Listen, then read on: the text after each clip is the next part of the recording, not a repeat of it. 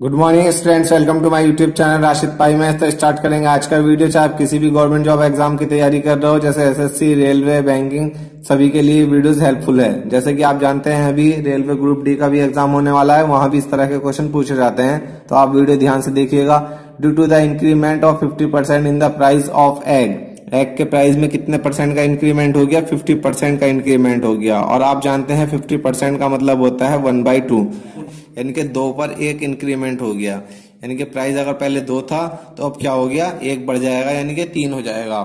अब आपसे बोला आगे, a man is able two by 4 egg less for ₹24। 24 रुपए में वो 4 अंडे अब कम खरीद पा रहा है। इसका मतलब वो पहले भी 24 ही रुपए खर्च कर रहा था, लेकिन अब उसको 24 रुपए में 4 अंडे कम मिल रहे हैं। और हमने आपको बताया था इससे पहले वाली वीडियो में कि एक्सपेंडिचर जो होता है वो क्या होता है? प्राइस इंटू कंजप्शन होता है।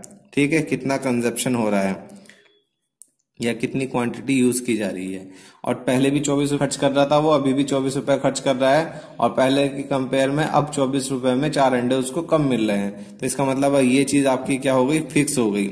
और जब ये चीज फिक्स है या कांस्टेंट है, तो हम यहाँ से ऐसे समझ सकते हैं, अगर प्राइस बढ़ेगा तो कंजप्शन कम करना पड़ेगा, और अगर प्राइस कम होगा तो कंजप्शन को इंक्रीज करना पड़ेगा, तभी हमारा एक्सपेंडिचर क्या हो सकता है? फिक्स हो सकता है।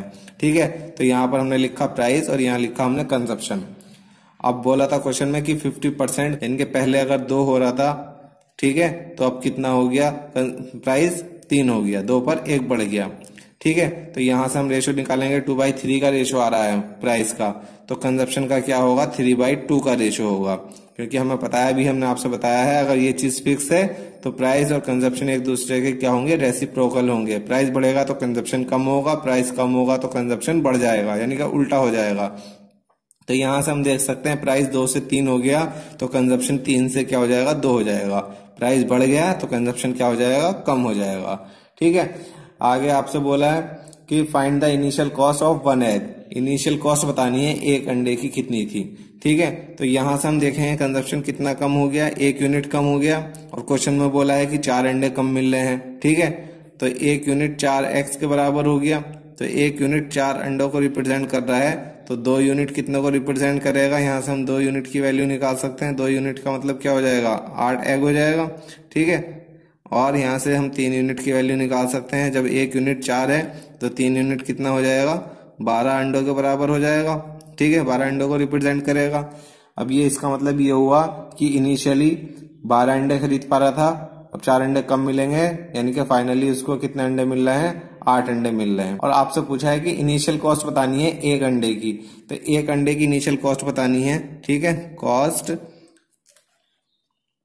ऑफ 1 egg, 1 अंडे की कॉस्ट बतानी है, कितने रुपए आएगी? तो 24 रुपए खर्च हो रहे हैं और 12 अंडे वो खरीद पा रहा था इनिशियली। ठीक है, तो इनिशियली कॉस्ट कितनी आ जाएगी 1 अंडे की? 2 रुपए आ जाएगी। ठीक है, अगर फाइनल कॉस्ट आपसे पूछ ली जाती तो आप क्या देखते हैं कि 8 अंडे खरीद पा रहा है और खर्च कितना हो रहा है? 24 रुपए, तो 24 को 8 से डिवाइड कर देते हैं हम, तो कितना रुपए आ जाता? 3 रुपए आ जाता। ठीक है, तो ये हमारा 1 अंडे की कॉस्ट आ गई 2 रुपए। इनिशियली वो 1 अंडा 2 रुपए का मिल रहा था। तो ये हमारा आंसर हो गया। फिलहाल इनिशियल कॉस्ट निकाल दी हमने 1 अंडे की। इनिशियल और लिख देते हैं यहाँ पर, initial cost of 1 egg equal to 2 rupees आ गया। ये आपका आंसर हो गया। अगर आप वीडियो पसंद आया लाइक करें, शेयर करें, अपनी राय हमें कमेंट करके जरूर बताएं।